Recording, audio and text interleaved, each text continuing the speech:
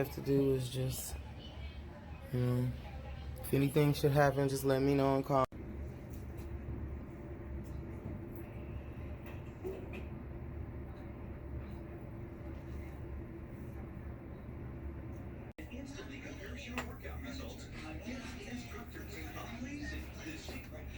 Yep, and we didn't attach no new hair. This is all your locks.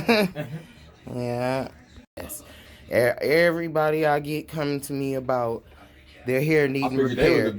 Here's some more fake hair wrapped around a grown man's head.